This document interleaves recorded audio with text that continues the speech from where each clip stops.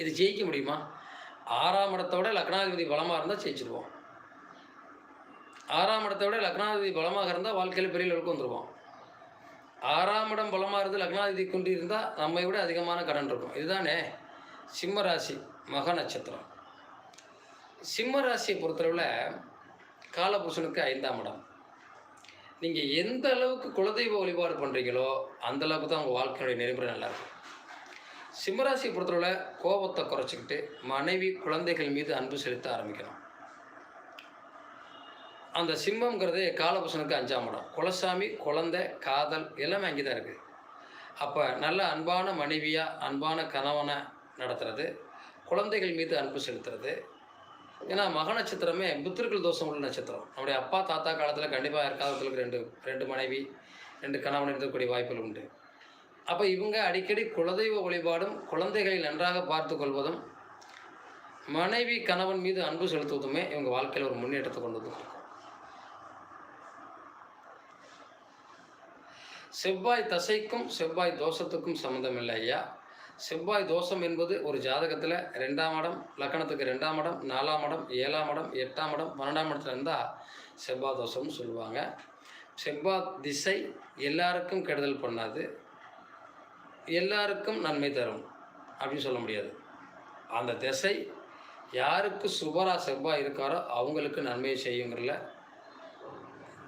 எந்த மாற்றமும் இல்லை.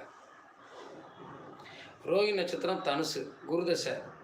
சொந்த தொழில் எது நிலைக்கும், வேலை கிடைக்குமா, கடன் அடைக்குமா அப்படின்னு கேட்டிருக்கீங்க. இப்போ பொதுவாக பொறுத்தளவில் இந்த தனுசும் மீனமும் மற்றவர்களுக்காக பிறந்தவங்க. அடுத்தவர்களுக்கு இவர்கள் என்ன செஞ்சாலும் அவங்க ஜெயிச்சிருவாங்க வாழ்க்கையில். ஆனால் இவங்க லைஃப்பில் தான் போராட்டமாகவே இருக்கும். என்னடா நம்ம எல்லாருக்கும் செய்கிறோம், மற்றவங்களுக்கு நம்ம என்ன செஞ்சாலும் அவங்க ஜெயிச்சிடுறாங்க, அவங்க வாழ்க்கையில் முன்னேறுறாங்க, நம்ம லைஃப்பில் பெரிய ஆள் ஆக முடியலைங்கிற வருத்தம் இந்த தனுசுக்கு இருக்கும். தனுசும் மீனமும் தனக்கு இருக்கக்கூடிய பிரச்சனையை யார்ட்டையும் சொல்ல முடியாமையே வாழக்கூடியவங்க. ஆனால் மற்றவர்களை வளர்த்து விடக்கூடியவங்க. ஆனால் மற்றவர்கள் நமக்கு எதுவும் சொல்லலையேங்கிற வருத்தம் மட்டும் உங்களுக்கு இருக்கும். ஆனாலும் அதை பற்றி நீங்கள் கவலைப்பட வேண்டியதில்லை. உங்களுடைய ஜெனரேஷன், உங்களுடைய குழந்தைகள், உங்களுடைய வாரிசுகள் கண்டிப்பாக நல்லாவே இருப்பாங்க.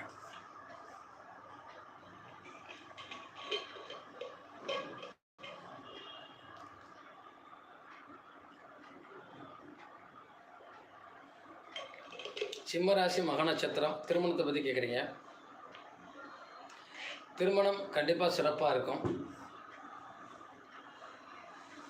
அந்த சிம்மத்திற்கும் கடகத்திற்கும் திருமண வாழ்க்கையில் சின்ன சின்ன பிரச்சனைகள் இருந்துட்டு தான் இருக்கும். அதை கடந்து போவதற்கு விட்டு கொடுப்பது ரொம்ப ரொம்ப முக்கியம். சிம்மத்திற்கும் கடகத்திற்கும் பொறுத்தவரை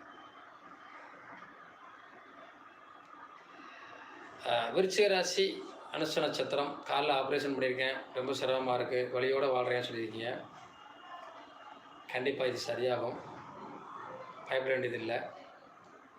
இந்த ஆப்ரேஷன் பண்ணி வந்து வலி வேதனையோடு வாழ்கிறீங்க இல்லையா, இந்த வலியே உங்களுக்கான பரிகாரம் ஆயிரும். இனிமேல் நீங்கள் அனுபவிக்கிறதுக்கான கஷ்டங்கள் ஒன்றும் இல்லை. இனி வரும் காலங்களில் மார்ச்சுக்கு அப்புறம் உண்மையிலேயே உங்களுக்கு நல்லாயிருக்கும்.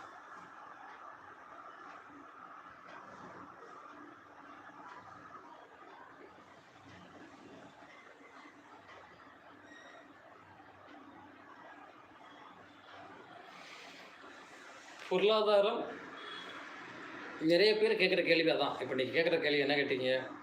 குழந்தை பாக்கியத்தை பற்றி கேட்டிருக்கீங்க, கடன் பிரச்சனையை பற்றி கேட்டிருக்கீங்க, திருமணத்தை பற்றி கேட்டிருக்கீங்க. திருமணம் எப்போது நடக்கும் ஐயா அப்படிங்கிறதான் உங்களுடைய கேள்விகள் நிறைய பேருக்கு இருக்குது. இந்த திருமணம் அப்படிங்கிற ஒரு விஷயம் தடையை ஏற்படுத்தக்கூடிய இடமே பார்த்திங்கன்னா இந்த ஜாதகத்தை பொறுத்தளவில் கரெக்டாக அந்த 7ஆம் இடம் தான். அந்த 7ஆம் இடத்துக்குரிய பரிகார முறைகளை செய்கிற போது, அந்த வழிபாடுகளை செய்கிற போது திருமணம் நடந்துடும். அதில் எந்த மாற்றமும் இல்லை ஐயா. கன்னி அஸ்த லக்கணம், திருமணம், மகரம் திருவோணம். மகரம் திருவோணம் தொழில் சிறப்பாக இருக்கும். ஒரு நிலையான சொல்லுவோம் இல்லையா, தொழில் மாறிக்கிட்டே இருக்குது, ஒரு கரெக்டாக இல்லைன்னு சொல்லுவோம் இல்லையா, அந்த மாதிரி இருக்கும்.